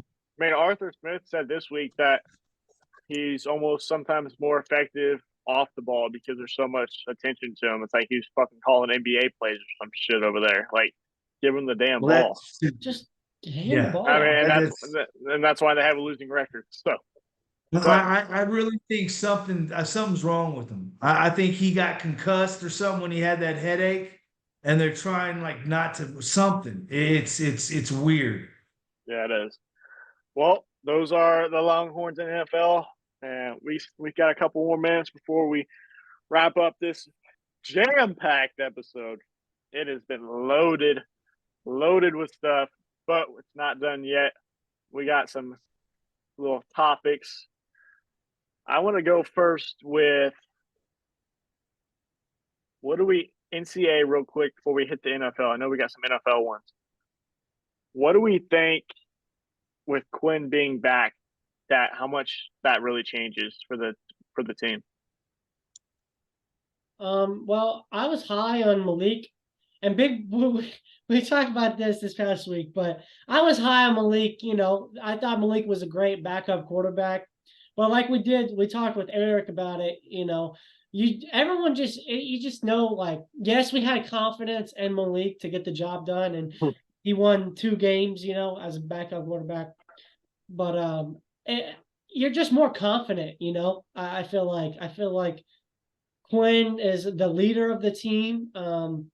You could tell he was missing it, you know. He was being a good teammate too on the sideline, you know, coaching him up, coaching Malik up. But I think it's just more of a confidence type of thing. I think Quinn's gonna turn the ball over less. Obviously. And so I think it's just a confidence thing to me, honestly. So I think Eric, real quick, Go ahead. I think Eric hit it on the head when he said how Texas fans maybe were taking Quinn a little for granted. Honestly, he kind of drilled that on the head, but that's what I got to say about that. That's kind of what I was saying too. What I think about Malik. I think he's gonna be great. I just think he needs time, and he ain't ready. Because he really could have thrown 5 interceptions. I mean, there were interceptions that they just dropped, and so I still think he's gonna be great if it's here or somewhere else. But I kind of glad we're getting Quinn back, honestly. So that's For sure. All right, now jumping over to the professional NFL. How about what do we think about them Texans and CJ Stroud after that performance? We think it's a little one-timer, or we think that's something that's going to keep going the rest of the season? I think I'm not a Texans fan, but very impressive. And he's been doing it without an offense. His offensive line has been backups all season. I mean, their running game really hasn't been there. I mean, their receivers, they're okay. I mean, it's very impressive. And that's coming from a guy who didn't want him to be good. I mean, because I'm just not a Texan fan. I'm not an Ohio State fan. The kid is impressive, and I think he's making his way. He's good. I mean, I'm high on him. I'm a Texans fan. So, but the way he put on that last drive, it was actually ridiculous. I mean, it was crazy how calm he was as a rookie in that moment. Like, come on. And then their kicker gets hurt right in the first quarter, and that as an offensive game plan, like you can't like be getting in field goal range. Like no, you got to go score a touchdown. Like so it was crazy. It was a really fun game to watch. I'm excited to see. Kicked field goal and kicked off and got a touchback. Yeah, that was awesome. Yeah. With the running back. Yeah, it was a running back. Yeah. But no doubt. Yeah, I mean, I think obviously Panthers messed up and they took the wrong quarterback. I don't know. Bryce played pretty good, man. Not as good as CJ, but I think Bryce is gonna get it together. I don't know. I mean, I think obviously I think that coach is about to get fired again. I think he's done. I mean, the Texans hit the jackpot with obviously CJ, but I think the head coach too. I love the head coach. I love how he's a defensive mind, man. Oh yeah. Well, with that being said, real quick before we get out of here, I liked Big Boy mentioned this earlier before we got on the podcast. Some NFL mid-season awards. We'll go offense of MVP and defensive MVP. Big Boy, you can go first. My offensive is Lamar Jackson. I think he's turning it on. I think at the end of the year it might be Joe Burrow, but for right now, I got Lamar. I got Lamar Jackson, man. And defensive, I didn't even really think about defensive. Max Crosby, me second in sacks. I love Max Crosby. He's crazy, man. So him or hey, why not Jordan Hicks, right? We'll go with that. All right, cool. Real quick. I'm gonna say, I mean, I agree with the Lamar one for sure. I'm a big fan of Lamar. And the Ravens, I mean, they're freaking putting up freaking points. And then so I'm gonna agree with you with the Lamar one. And then man, on the defense side of the ball, man, I don't know. Pick one. Let's go. I don't know. I haven't thought about it, man. I don't know. God, you're not built for it. All right, offense. I like Lamar. I like Lamar too. But I'll go since Big Boy went Lamar. I'll go Jalen Hurts. Just playing with that hurt knee and offense not fully put together, be able to only have one loss. Impressive defense. Max Crosby or Myles Garrett, man. I mean, they've been all over the field. Myles Garrett's a beast. They're getting wins for their team, but that is all the time we got for today's episode of the Sports Roundtable Trio Edition. Great episode, jam-packed. I enjoyed it. We hope y'all enjoyed it. Appreciate Eric Henry from Horns 24/7 coming on again. Hopefully look forward to having him back in the future. But y'all got anything? Like, subscribe, ring the bell. There you go. Ring that bell. And hey, this freaking podcast is crazy. We had so many people on. It was wild. But so thank y'all for all. Everyone who came on today was great. Thank y'all. It was a good podcast. We'll see y'all next week. Peace.